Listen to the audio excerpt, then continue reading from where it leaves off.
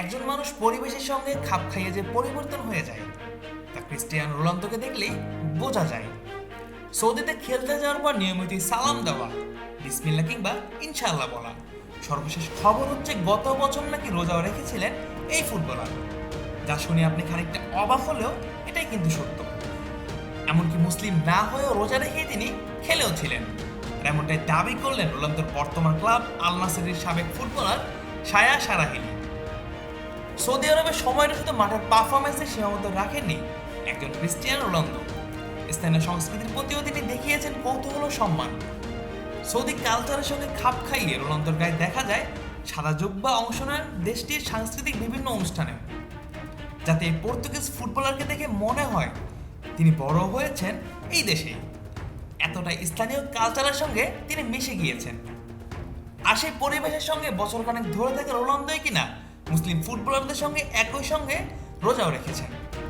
সম্প্রতি এক পডকাস্টে দেওয়া সাক্ষাৎকারে সারাহিলি জানান, গত রমজানে রোনালদো মুসলিম শত্রুদের সঙ্গে রোজা রাখার চেষ্টা করেছিলেন। টানা 2 দিন তিনি সিয়াম পালন করেন, মূলত মুসলিমরা কি অনুভব করেন তা বোঝার আগ্রহ থেকেই। তিনি বলেন, গত বছর ক্রিস্টিয়ানো রোনালদো আল নাসরের মুসলিম খেলোয়াড়দের সঙ্গে রমজানে রোজা রাখার চেষ্টা করেছিলেন। মুসলিমরা রোজার সময় কি অনুভব করে সেটা বোঝার জন্য তিনি 2 দিন রোজাও রেখেছিলেন।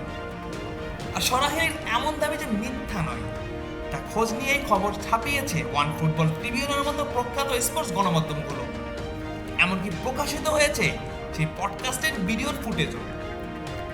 সারাহিলির ভাষায় রোনালদোর বিষয়টি ছিল ব্যক্তিগত কৌতূহল, স্থানীয় সংস্কৃতিকে কাছ থেকে জানার প্রয়াস। আর 2 দিন রোজা রেখে এরপর রোনালদো বুঝতে পারেন অনুশীলনের ম্যাচের মাঝে এটি সহজ কিছু নয়। অথচ প্রতি বছর ধর্মপ্রাণ মুসলিমরা মহান আল্লাহর সন্তুষ্টির জন্য 1 মাস ব্যাপী রোজা রাখেন।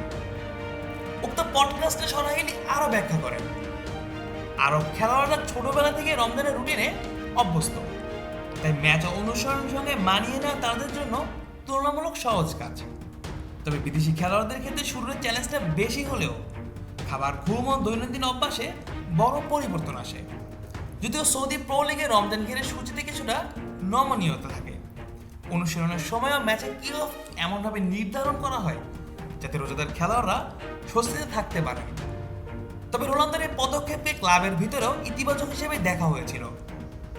মুসলিম না হয়েও শত্রুতাদের অনুভূতি বোঝার চেষ্টা, এতে রোনালদোর পেশাদারিত্ব মানিয়ে নেওয়ার ক্ষমতারই আরেকটি দৃষ্টান্ত। আর ফ্রি এজেন্ট হিসেবে আল নাসেরে যোগ দেওয়ার পর থেকে রোনালদো শুধু মাঠেই নয়, সৌদি ফুটবলের পরিচিতি বাড়াতেও বড় ভূমিকা রেখেছেন। নতুন চুক্তি দিয়ে তিনি 2027 সাল পর্যন্ত এই ক্লাবটিতেই থাকছেন। Mujahidul Islam Zahid, on field.